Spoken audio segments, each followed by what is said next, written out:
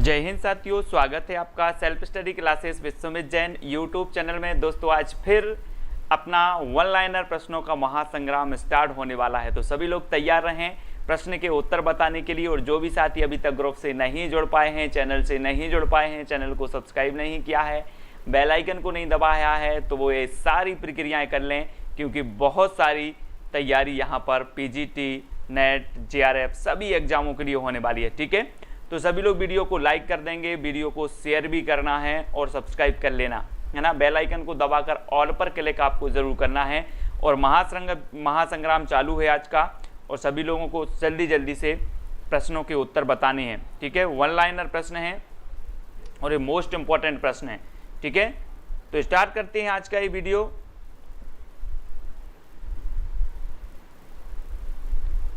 आपको बताना है दोस्तों, गीतांजलि के रचयिता कौन है। गीतांजलि के रचयिता,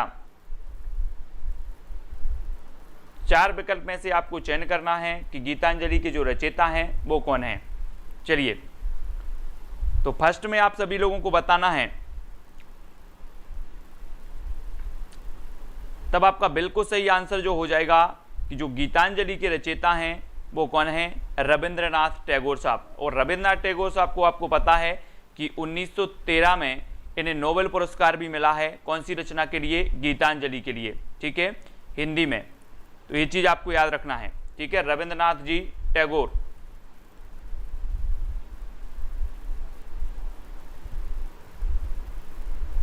ठीक है, अब अगला क्वेश्चन आपको देखना है दोस्तों। अगला है आपका शिव शंभू के चिट्ठे से संबंधित जो रचनाकार हैं वो कौन है।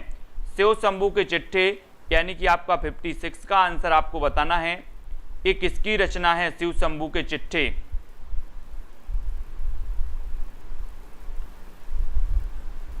तब 56 का आंसर आपको बताना है, क्या हो जाएगा राइट आंसर।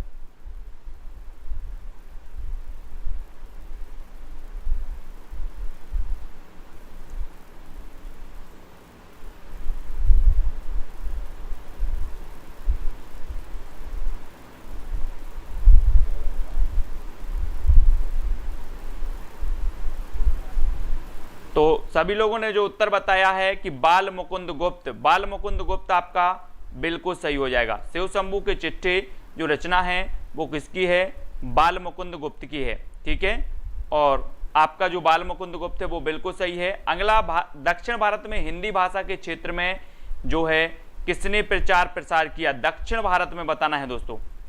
तो किसने किया हिंदी भाषा के क्षेत्र में।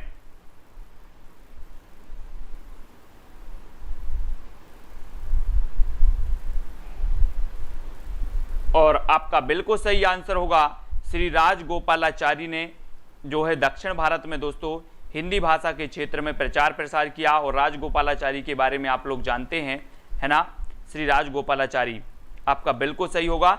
नेक्स्ट प्रश्न आपसे पूछा जाता है कि किस पुस्तक में भ्रमर गीत का प्रसंग है।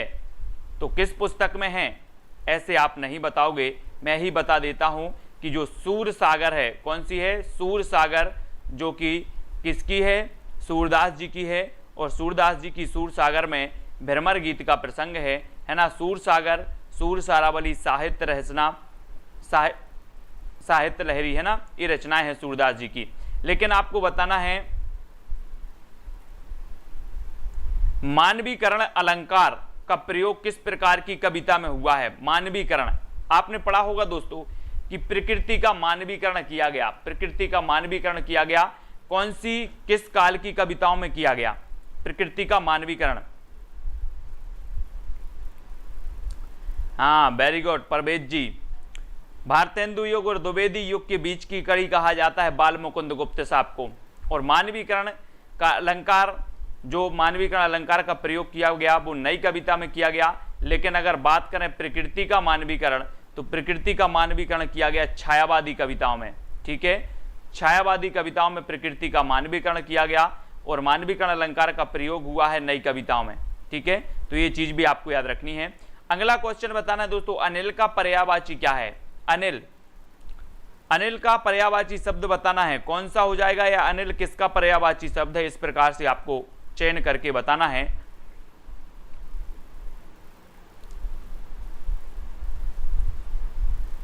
है ना। और आपका बिल्कुल सही आंसर होगा कि जो अनिल है, अनिल ये किसका पर्यायवाची हो जाएगा, हवा का, है ना, हवा का हो जाएगा अनिल। और अनल, अनल जो होता है वो किसका होता है, आग का। ठीक है, बहुत कंफ्यूजन होता है दोस्तों इसमें अनल और अनिल में। ठीक है, अनिल वायु का है और अनल आग का है, इसको याद रख लेना, मैं भी कंफ्यूज हो जाता हूं इसमें तो। ठीक है, तो अनिल पवन का और अनल आग का, ये चीज याद रखनी। ठीक है, बिपाशा पत्रिका का प्रकाशन किस प्रदेश से होता था, बिपाशा, बिपाशा पत्रिका का बताना है, इसका प्रकाशन होता था किस प्रदेश से होता है, बिपाशा। और बिपाशा पत्रिका का आपका बिल्कुल सही आंसर हो जाएगा यूपी। कहां से होता है, यूपी से होता है बिपाशा, है ना। बिपाशा पत्रिका का प्रकाशन होता है यूपी से, यूपी आप लगा लेना। नीलकमल में कौन सा समास है दोस्तों, नीला है जो कमल, इसमें कौन सा समास हो जाएगा,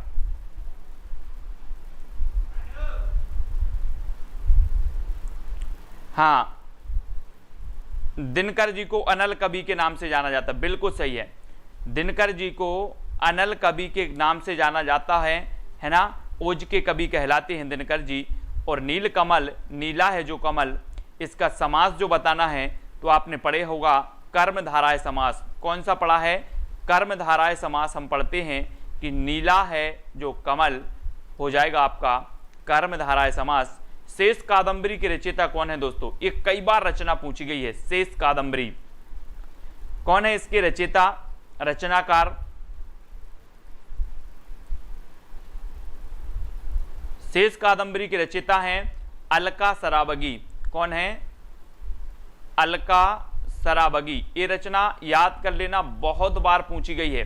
शेष कादंबरी की रचनाकार हैं अलका सराबगी। ठीक है, अलका सराबगी, वेरी गुड। अगला है वर्ण के द्वितीय व चतुर्थ व्यंजन क्या कहलाते हैं। आपने पढ़े होंगे वर्ण, कौन कौन से पढ़े हैं, वर्ग के जो पंचम अक्षर होते हैं 1 2 3 4 इस प्रकार से 25 जो आपके स्पर्श व्यंजन आपने पढ़े हैं, है ना, का वर्ग, चा वर्ग, टा वर्ग, ता वर्ग और पा वर्ग, ये 5 वर्ग के पंचम अक्षर होते हैं और इनमें 5 5 होते हैं, तो कुल मिला के 25 हो जाते हैं। और 25 इनको क्या कहा जाता है, स्पर्श व्यंजन कहा जाता है ना। और वर्ण के द्वितीय और चतुर्थ ये व्यंजन क्या कहलाते हैं, तो आपने पढ़े हैं कि द्वितीय और चतुर्थ जो कहलाते वो क्या कहलाते हैं, महाप्राण, है ना, महाप्राण कहलाते हैं। और 1 3 5 ये क्या कहलाते हैं, अल्प प्राण कहलाते हैं। 1 3 5 अल्प प्राण और 2 और 4 महाप्राण। ठीक है, दोहा छंद में श्रृंगारी रचना प्रस्तुत करने वालों में जो है हिंदी के सर्वाधिक ख्याति लब्ध कवि कौन से हैं, दोहा छंद में श्रृंगारी रचना प्रस्तुत करने वाले, दोहा छंद में हिंदी में ख्याति प्राप्त जो कवि हैं वो कौन है। 65 का आंसर हमें बताना है, ख्याति प्राप्त कवि का नाम बताना है। और वो दोहा छंद में जो प्रसारित करने वाले कवि हैं वो कौन से हैं, श्रृंगारी कवि माने जाते हैं बिहारी जी। और जब भी बिहारी की बात आती है तो हम इनका पढ़ लेते हैं कि इनके कवि, इनकी रचना में 713 दोहे और 719 दोहे माने जाते हैं, है ना, बिहारी सस्सई में। और रामचंद्रिका के रामचरितमानस के बाद बिहारी जी की जो बिहारी सस्सई है इसकी टीका सर्वाधिक लिखी गई, है ना। और दोस्तों जो बिहारी जी हैं, बिहारी ये रीति काल के श्रेष्ठ कवि हैं। और ये कौन सी काव्यधारा के कवि हैं, तो ये सिद्ध, रीति सिद्ध काव्यधारा के कवि माने जाते हैं। ठीक है, तो ये चीज भी आपको याद करना है ना। हिंट दीजिए, बिल्कुल हिंट जरूर देखें। छंद का सर्वप्रथम उल्लेख कहाँ मिलता है, छंद का सर्वप्रथम उल्लेख बताना है, कहां पर मिलता है छंद, छंद जल्दी बताओ कहां मिलता है। और आपका बिल्कुल सही आंसर होगा दोस्तों कि ऋग्वेद में। कहां पर मिलता है छंद का सर्वप्रथम उल्लेख, ऋग्वेद में मिल जाता है। ऋग्वेद आप याद कर लेना। ठीक है, छंद का सर्वप्रथम प्रयोग मिलता है ऋग्वेद में। कहां मिलता है, ऋग्वेद में मिल जाता है छंद का। ऋग्वेद सबसे प्राचीन वेद माना जाता है, सभी को पता है। सबसे प्राचीन वेद कौन सा माना जाता है, ऋग्वेद। और छंद का प्रयोग भी यही मिलता है। नेक्स्ट आपको बताना है श्रृंगार रस का स्थायी भाव कौन सा है। आपने रस पढ़े हैं, कितने रस पढ़े हैं आपने, जल्दी बताओ। रस कितने होते हैं ये चीज भी आपको बतानी है। भरत मुनि ने कितने रस माने हैं ये चीज भी आपको बतानी है ना। और दोस्तों कौन सा रस भरत मुनि ने नहीं माना है ये चीज भी आपको बतानी है। और साथ ही एक क्वेश्चन और बता देना कि जो 2 रस और नवीन जुड़े हैं वो रस कौन से हैं, है ना। तब आपको पता है कि श्रृंगार रस का स्थायी भाव होता है रति, रति यानी होता है प्रेम, ठीक है, रति यानी प्रेम।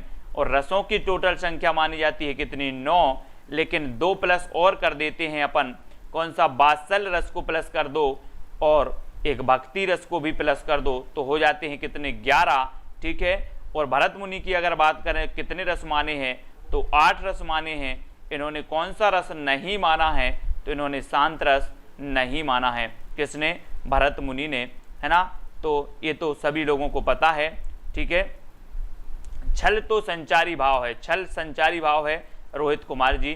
कुरुक्षेत्र को क्या कहा जाता है, कुरुक्षेत्र, कुरुक्षेत्र को बताना है, ये किसकी रचना है कुरुक्षेत्र, ये चीज भी बताना है। हाँ, सतसैया के दोहे जो नाविक के तीर, देखन में छोटे लगे घाव करें गंभीर। Very good. कुरुक्षेत्र को और क्या कहा जाता है दोस्तों, और कुरुक्षेत्र को जो कहा जाता है वो कहा जाता है रण क्षेत्र, रण क्षेत्र। और आपको बताना है कि कुरुक्षेत्र के जो रचनाकार हैं वो कौन है, ये कुरुक्षेत्र रचना किसकी है, जल्दी बताओ। कुरुक्षेत्र दिनकर जी, बहुत बढ़िया आंसर, सभी लोगों ने बताया कि दिनकर जी बिल्कुल सही है ना, दिनकर जी का है। नेक्स्ट है, भारत में सर्वाधिक किस भाषा का प्रयोग किया जाता है, सर्वाधिक बताना है दोस्तों, है ना। और आपको पता है राष्ट्रभाषा की परिभाषा क्या है, जो पूरे राष्ट्र की संपर्क भाषा है उसे राष्ट्रभाषा कहा जाता है। और राजभाषा की परिभाषा क्या है, राजभाषा की आपकी परिभाषा होती है कि जो सरकारी कामकाज में प्रयोग की जाती है वो आपकी राजभाषा कहलाती है। और भारत की राष्ट्रभाषा कोई भी नहीं है, कभी भूल में नहीं रहना, भारत की राजभाषा हिंदी है, हिंदी है और अंग्रेजी भी है, ठीक है। अंग्रेजी भी आप भारत की राजभाषा है क्योंकि ये प्रशासनिक कार्यों में इसका प्रयोग किया जाता है, तो ये चीज़ आपको याद रखनी है, ठीक है ना। तो यहाँ पर भारत में सर्वाधिक जो भाषा का प्रयोग होता है वो भाषा का नाम है हिंदी, ठीक है। और 14 सितंबर को हम कौन से दिवस के रूप में मनाते हैं, हिंदी, ठीक है, ये तो पता ही है।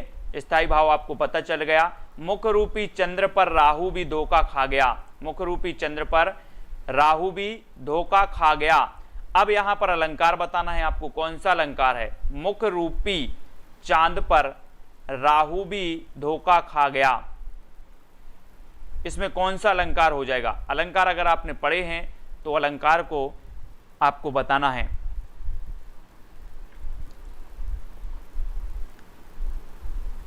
ना। और आपका बिल्कुल सही आंसर होगा मुख रूपी चांद पर राहु भी धोखा खा गया, यानी कि आपका रूपक अलंकार बिल्कुल सही हो जाएगा, रूपक, ठीक है। हाँ, वेरी गुड, सही बताया अधिकांश लोगों ने। मुंडा भाषा परिवार का क्षेत्र कौन सा है दोस्तों, मुंडा भाषा परिवार, है ना। भाषा परिवार आपने पढ़े हैं, सबसे बड़ा जो भाषा परिवार है वो कौन सा है, भारोपीय परिवार। ये कई बार एग्जाम में पूछा गया है कि जो भारोपीय परिवार है ये सबसे बड़ा भाषा परिवार है ना। और मुंडा भाषा परिवार का क्षेत्र बताना है, तब आपका बिल्कुल सही आंसर होगा छोटा नागपुर का पठार। छोटा नागपुर जो है ये मुंडा जनजाति है यहाँ पर, और मुंडा भाषा परिवार इसी से संबंधित है, मुंडा भाषा परिवार, है ना, छोटा नागपुर से संबंधित है। और छोटा नागपुर का पठार कहाँ पर है, तो छोटा नागपुर का पठार है दोस्तों आपका झारखंड में, झारखंड में है, जिसकी सर्वोच्च चोटी का नाम है पारसनाथ। क्या नाम है, पारसनाथ नाम है ना, पारसनाथ याद रखेंगे।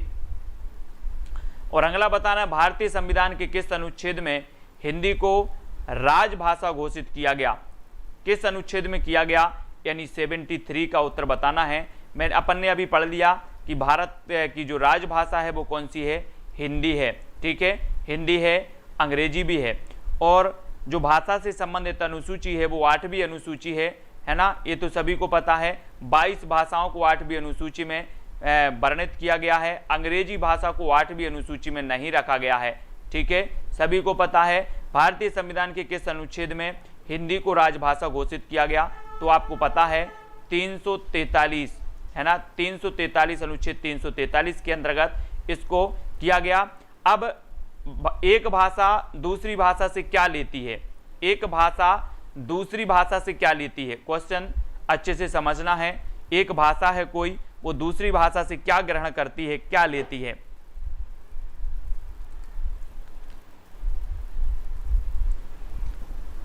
तब आपका बिल्कुल सही आंसर होगा क्या लेती है।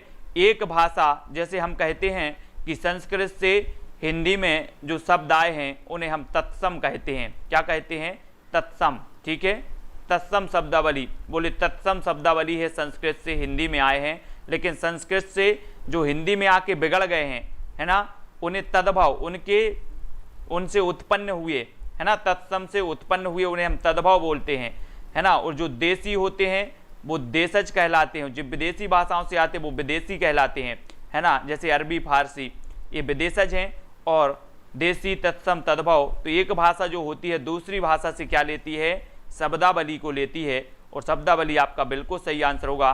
कठिन काव्य के प्रेत हैं, एक किस पंक्ति, किस कवि के लिए जो है कहा गया है, कठिन काव्य के प्रेत कहा गया, किसे कहा गया, कठिन काव्य। दोस्तों यहां से दो क्वेश्चन बनते हैं, एक तो कठिन काव्य का प्रेत और एक कठिन गद्य का प्रेत। एक कठिन काव्य का प्रेत आपसे पूछा गया, तो कठिन काव्य का प्रेत किसे कहा जाता है।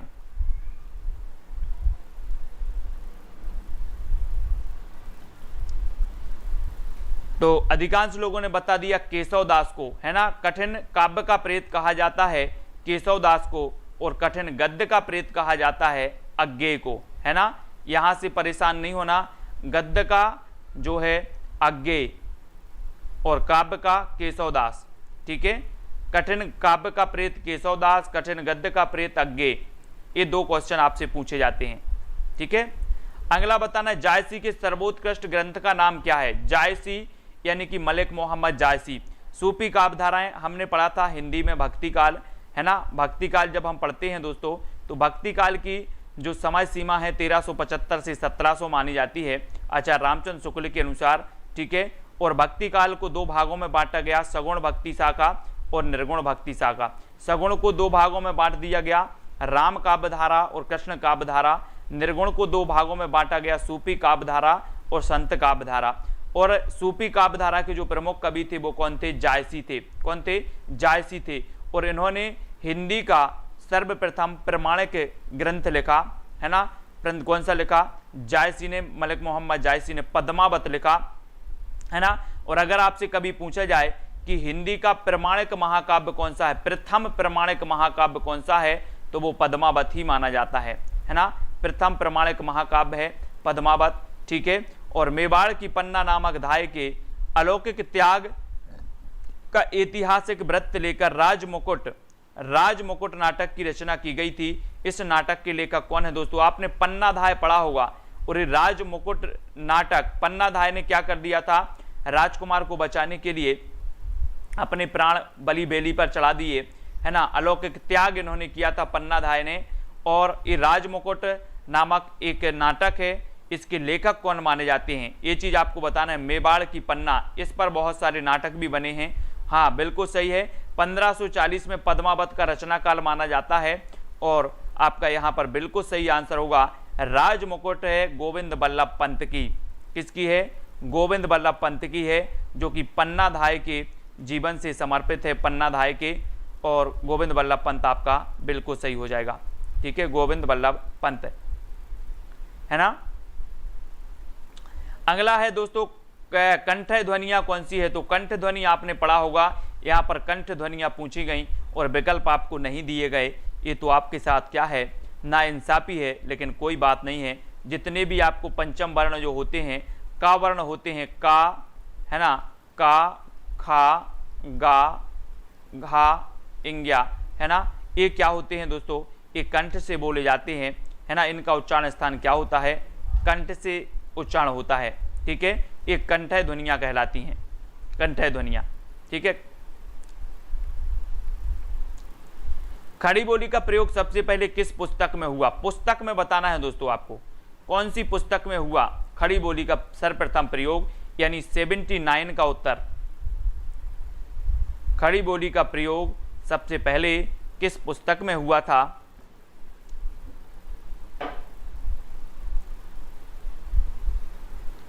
तब आपका बिल्कुल सही आंसर होगा, वो पुस्तक थी दोस्तों कौन सी? प्रेम सागर। प्रेम सागर थी किसकी? लल्लू लाल जी की प्रेम सागर रचना है, और ये प्रथम पुस्तक थी जिसमें खड़ी बोली का प्रयोग किया गया। और खड़ी बोली की जब भी बात आती है तो मैं आपको हमेशा बताता हूँ कि खड़ी बोली पश्चिमी हिंदी से जो है उत्पन्न हुई है, पश्चिमी हिंदी की उपभाषा है खड़ी बोली, ठीक है।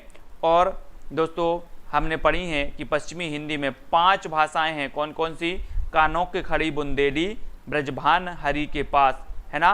तो आपकी कन्नौजी, बुंदेली, ब्रज, हरियाणवी और खड़ी बोली, ये सभी पश्चिमी हिंदी की आती हैं।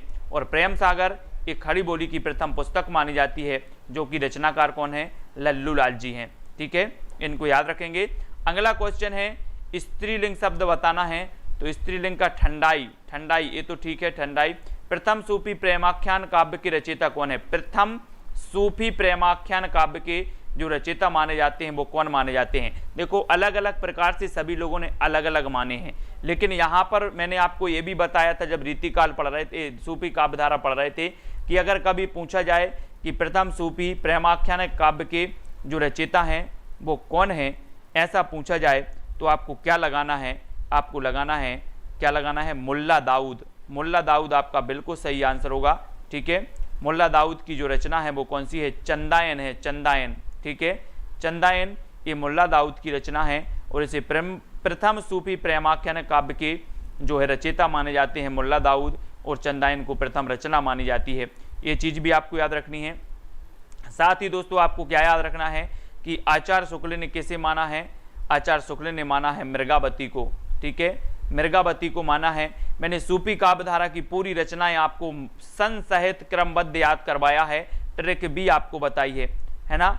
तो वो जिनने भी नहीं देखा है वो जरूर देखें, सूफी काव्यधारा की पूरी क्रमबद्ध सन सहित ट्रिक सहित सब कुछ बताया है। हाँ, लोरेक या लोर कथा भी इसे कहा जाता है। बिहारी किस काल के कवि थे? बिल्कुल सरल क्वेश्चन है आप लोगों के लिए। किस काल के कवि थे बिहारी? बिहारी जी, तो बिहारी जी इसके पहले भी हमने पढ़ा है कि रीति सिद्ध काव्यधारा के कवि थे, और है ना रीति काल के। ध्रुव सोमनी नाटक के रचयिता कौन है? जी हाँ दोस्तों, बहुत बढ़िया प्रश्न आया है। ध्रुव सोमनी नाटक के जो रचयिता हैं वो कौन हैं? और आपको पता है दोस्तों कि ये जो ध्रुव सोमनी है ये नाटक है और बृहत नाटक है ये, है ना। और राजश्री जो नाटक है वो किसका है? जयशंकर प्रसाद का प्रथम ऐतिहासिक नाटक माना जाता है, राजश्री, ठीक है, ऐतिहासिक नाटक है। सज्जन इनका प्रथम नाटक है ना। ये चीज़ भी आपको याद रखनी है।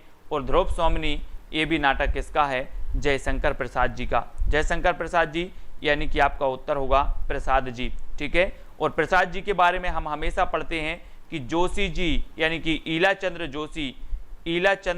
जोशी साहब ने इन्हें जोश में आकर छायावाद का प्रवर्तक मान लिया। हम कई बार पढ़ते हैं दोस्तों कि छायावाद के प्रवर्तक कौन है, तब आपके सामने जो है बहुत सारे ऑप्शन होते हैं, लेकिन आपको क्या लगाना है? जयशंकर प्रसाद, ठीक है। जयशंकर प्रसाद छायावाद के प्रवर्तक हैं, और इन्हें ईलाचंद्र जोशी ने माना, है ना। और मुकुटधर पांडे को किसने माना? तो मुकुटधर पांडे को जो माना है वो रामचंद्र शुक्ल ने माना, ठीक है, रामचंद्र शुक्ल ने। और नंद दुलारे वाजपेयी ने किसे माना दोस्तों? वाजपेयी साहब ने, तो वाजपेयी ने माना पंत जी को, ठीक है। तो ये चीज़ भी आपको जब छायावाद की बात आती है तो इतनी चीज़ें आपको याद रखनी है, ठीक है, कि पंत जी को जो है छायावाद का प्रवर्तक वाजपेयी ने, और छायावाद का प्रवर्तक जयशंकर प्रसाद को ईलाचंद्र जोशी, मुकुटधर पांडे को रामचंद्र शुक्ल ने माना, ठीक है। और ध्रुव सोमनी नाटक किसका है? तो प्रसाद जी का है, बिल्कुल। प्रसाद जी कलाधर नाम से जो है इनका उपनाम क्या था? कलाधर, ठीक है। अब दोस्तों अगला प्रश्न है, अपभ्रंश का वाल्मीकि किसे कहा जाता है? अपभ्रंश का वाल्मीकि, है ना, बहुत ही बढ़िया प्रश्न है, कई बार पूछा भी गया है। किसे कहा जाता है? 84 का आंसर, बिल्कुल सरल क्वेश्चन है।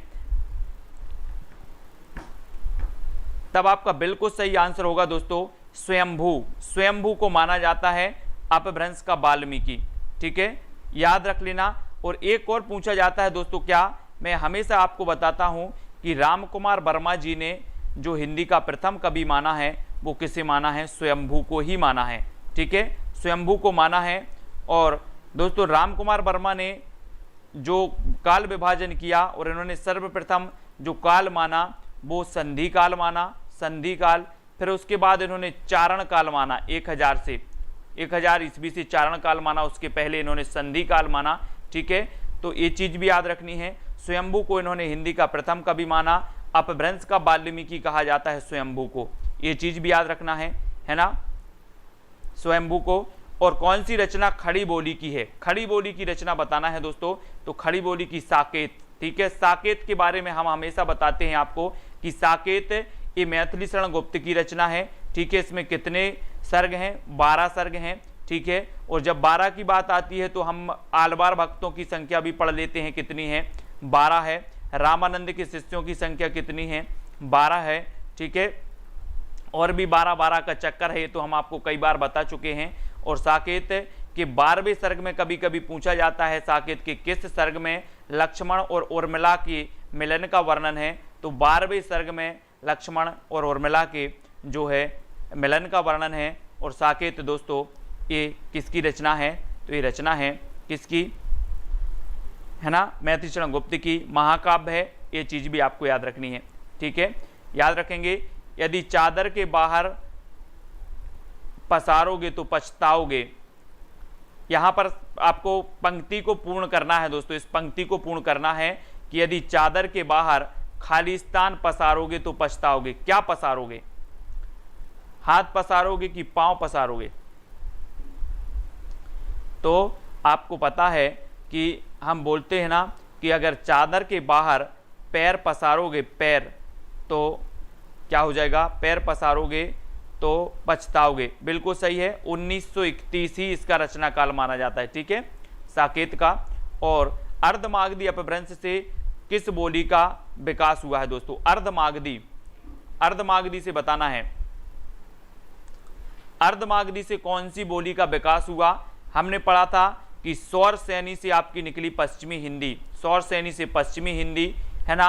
मागधी से हमने पढ़ा था कि बिहारी का बंगला उड़ा असमिया में, बिहारी का बंगला उड़ा असमिया में, बिहारी बंगला उड़िया असमिया, ये मागधी से निकली थी। लेकिन अर्धमागधी से निकलने वाली जो थी वो कौन सी थी? कौन सी थी? वो थी दोस्तों, यहां पर क्या दिया है? अर्धमागधी से बताना है।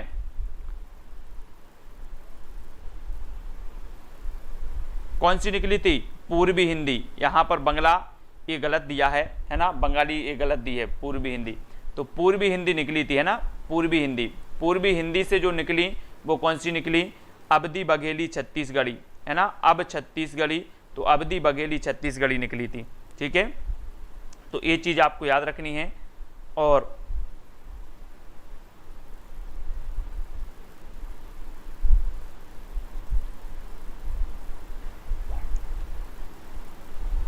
अगला आपको बताना है, हिंदी नाटकों के मंचन में यक्षगान का प्रयोग, यक्षगान का प्रयोग किसने किया है? हिंदी नाटकों के मंचन में यक्षगान का प्रयोग किसने किया? यक्षगान नाटकों के मंचन में, बहुत ही बढ़िया प्रश्न है, आपसे पूछा गया है। और यक्षगान का जो प्रयोग किया है हिंदी नाटकों के मंचन में, वो किया है दोस्तों किसने? गिरीश कर्नाड ने, गिरीश कर्नाड, है ना, गिरीश कर्नाड साहब ने किया है। बहुत ही बढ़िया प्रश्न है, यक्षगान का प्रयोग हिंदी नाटकों के, यक्षगान। ठीक है, यक्षगान पश्चिम छोड़ दो। अब दोस्तों यहां पर एक क्वेश्चन पूछा गया कि अधिकतर भारतीय भाषाओं का जो विकास हुआ वो कौन सी लिपि से हुआ? अधिकतर भारतीय भाषाओं का विकास किस लिपि से हुआ? तो किस लिपि से माना जाता है अधिकतर भारतीय भाषाओं का विकास?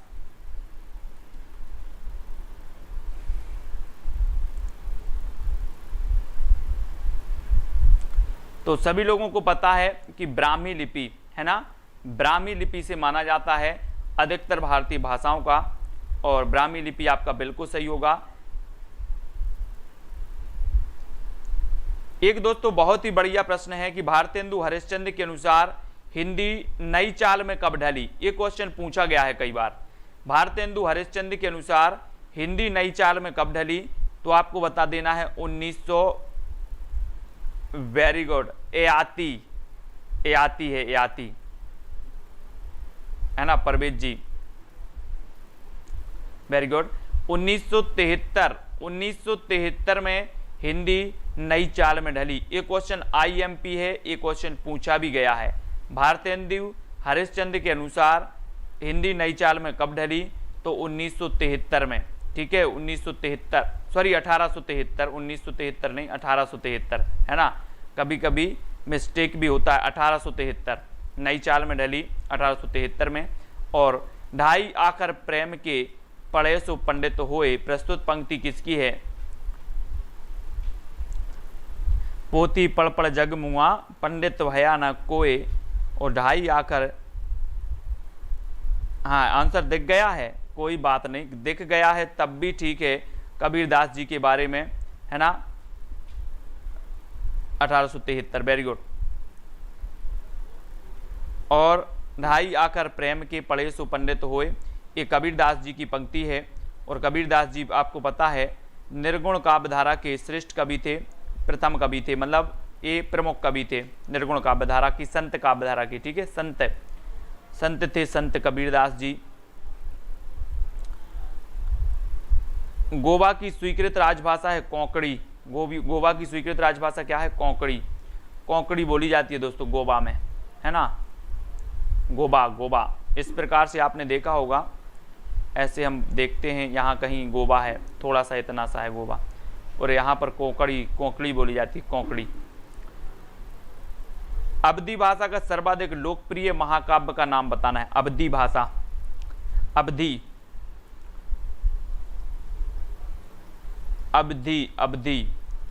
और अवधी भाषा का जो सर्वाधिक लोकप्रिय है वो कौन सा है, रामचरितमानस। ठीक है, रामचरितमानस बताना है।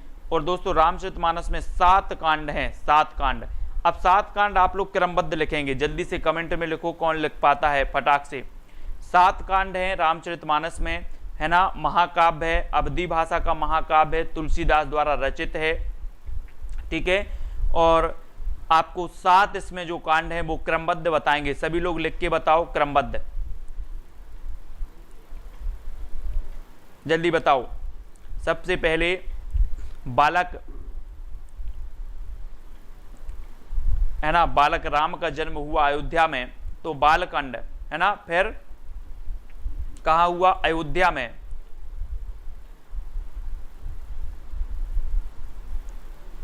हाँ, 1574 रचना काल माना जाता है, लेकिन जल्दी से लिखो। बालकांड, बाक सालू बोल दिया, अपने ओपीजी ने ट्रिक भी बता दी है। बाक सालू, बा से बालकांड, आ से अयोध्या कांड, और का से किष्किंधा कांड, है ना, सा से क्या हो जाएगा, सुंदर कांड। और बताओ आगे और कौन सा है,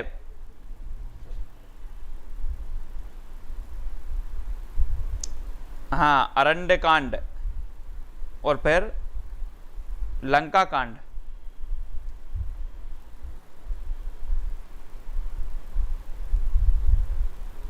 तो वेरी गुड, पढ़ना है सभी लोगों को, है ना। जे लिखा है अपने खुशी शर्मा, बाल अयोध्या अरण्य किष्किंधा सुंदर लंका, वेरी गुड, है ना। सबसे पहले बालकांड, अयोध्या कांड, अरण्य कांड, किष्किंधा, सुंदर और लंका कांड, है ना। तो अधिकांश लोगों ने बिल्कुल सही बताया है। कंचन वर्मा जी, हेमंत जी, ये पूछे जाते हैं क्रमबद्ध। तो ऋचा पांडे जी, मंजू बाला जी, ये पूछे जाते हैं क्रमबद्ध, इनको याद रखना है। ठीक है, संज्ञा के कितने भेद होते हैं दोस्तों, संज्ञा के भेद बताना है। दीप जी प्रकाश, सरोज शर्मा जी, बालकांड, अयोध्या कांड, अरण्य कांड, किष्किंधा, सुंदर, लंका, उत्तर, हाँ वेरी गुड, उत्तरकांड। तो पिंकी जी,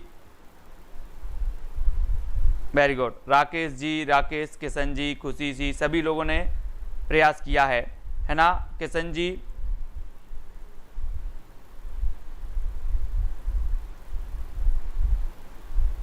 एक कांड पूछे जाते हैं ना, तो कांड पूछे जाते हैं, कांड को याद रख लेंगे। और संज्ञा के कितने भेद होते हैं, तो 5 भेद होते हैं ना, 5 याद रखेंगे, 5 भेद होते संज्ञा के, है ना। वैसे जो मूल रूप से माने जाते वो 3 है ना, लेकिन होते कितने हैं, 5 भेद होते हैं अलग अलग प्रकार से। तो यहाँ पर 3 दिया है ना, लेकिन कितने होते हैं, 5 होते हैं। हृदय की वह कौन सी स्थायी दशा है जो सदाचार को प्रेरित करती है, तो सदाचार को प्रेरित करने वाली दशा कहलाती है शील दशा। कौन सी दशा कहलाती है, शील दशा कहलाती है। राधा कुमारी जी, बहुत बढ़िया। तो सभी लोगों ने लिख दिया है, सभी लोग वीडियो को लाइक जरूर करेंगे। हाँ, 3 भी होते हैं, 5 भी होते हैं, ठीक है। आज की क्लास में अपन ने बहुत सारा अध्ययन भी किया है, बहुत सारी बातें भी हुई हैं। आप सभी लोगों को वीडियो को लाइक करना है। कल से कुछ अलग टाइप के प्रश्न लेकर के आएंगे अपन शुरुआत से, है ना। 1000 प्रश्नों का संकलन है, 1000 प्रश्नों के वो लेकर के आएंगे, उसमें से पढ़ेंगे, है ना, अध्ययन कर लेंगे, अभ्यास कर लेंगे, ठीक है। और खुशी शर्मा जी, दारसू, गीतिका जी, सबिता जी, सीमा कुमारी जी, सभी को धन्यवाद। सभी लोग को वीडियो को लाइक अवश्य करेंगे। और सुबह वाला वीडियो बहुत सारे लोग नहीं देख रहे हैं, दारसू शर्मा, परवेज जी, है ना। सुबह वाला लालदास जी प्रजापति, बहुत सारे लोग सुबह वाला वीडियो नहीं देख पा रहे हैं, क्या बात है, टाइम नहीं मिल पा रहा क्या। अंकुर पनवर जी, रवि कुमार जी, मनीषा जी, कंचन वर्मा जी,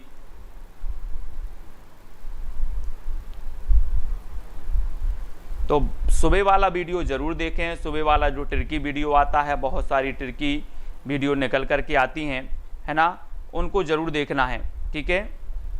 और वो वीडियो आप सभी को पढ़ना है। 8 बजे अपनी यथावत हिंदी की क्लास लग रही है व्याकरण की, और हिंदी व्याकरण भी स्टार्ट करने वाले हैं अपन शुरुआत से, है ना। वर्णमाला से पढ़ने वाले हैं, वर्णमाला में बिल्कुल सब कुछ पढ़ने वाले हैं, एक एक चीज़ पढ़ेंगे, संधि, समास, उपसर्ग, प्रत्यय, ये सब पढ़ेंगे, ठीक है। ओपी जी ने आपको एक मोटिवेशनल पंक्ति दी है कि परिंदे रुक मत, तुझ में जान बाकी है, मंजिल दूर है, बहुत उड़ान बाकी है, आज या कल मुट्ठी में होगी दुनिया, लक्ष्य पर अगर तेरा ध्यान बाकी है।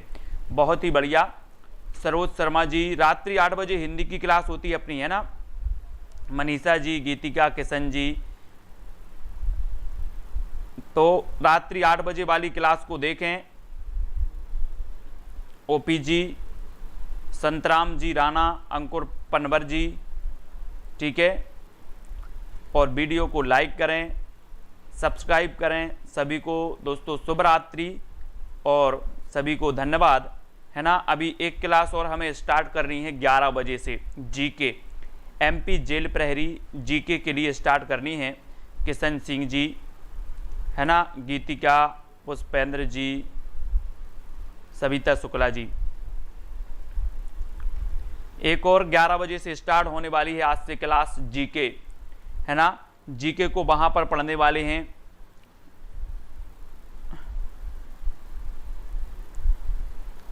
आधुनिक काल निकिता जी अपन शुरू करेंगे, अभी नहीं कर रहे हैं ना, अभी टेस्ट हो जाएगा, test. Ravi Kumar ji, very good. Shiv Kumar ji हैं, लालदास जी हैं, कांता जी, शुभम जी हैं, बहुत बढ़िया। परवेज जी, फ़ोन ख़राब हो गया कुरैशी साहब का, ठीक है, कोई दिक्कत नहीं है। सबिता शुक्ला, यस जी, ठीक है।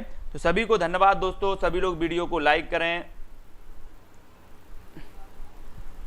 बहुत बढ़िया। आप अपना कार्य उस समय करें जब दूसरे व्यक्ति अपना समय नष्ट करने में लगे हों।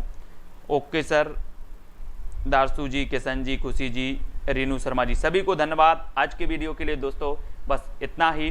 कल मिलते हैं इसी शुभकामनाओं के साथ। शुभ रात्रि, जय हिंद।